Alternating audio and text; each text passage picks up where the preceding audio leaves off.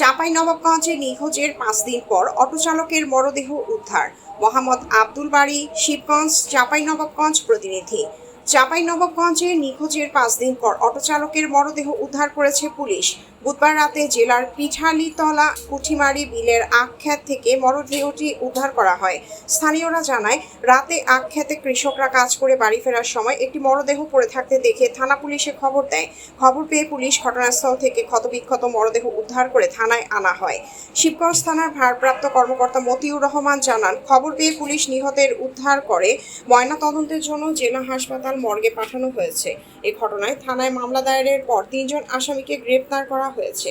বাকি আসামিদের গ্রেপ্তারে পুলিশ কাজ করছে। আজ 6 দিনের দিনে পুলিশ কর্মকর্তা আমার ছেলের লাশ উদ্ধার করেছেন সেই পিঠালীতলার 51 বিঘার দাগ থেকে বা পাশে থেকে।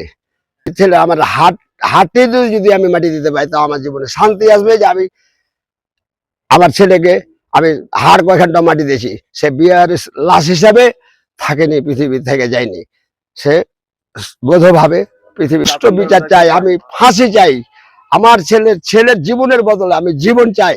আপনার দেশবাসীর কাছে আবেদন জানাই যে আমার ভাতিজা যে মেরে ফেলা হয়েছে তাকে নিয়ে যে পুলিশ প্রশাসন যে কাজ করেছে ভালোই করেছে, যে আসামি গ্রেপ্তার করেছে তার জন্য ফাঁসির আবেদন চাই।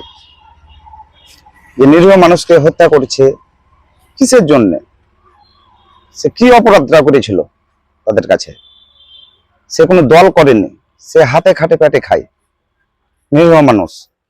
এটাই পুলিশ প্রশাসনের কাছে আবেদন যে তাদের সুষ্ঠু বিচার করে।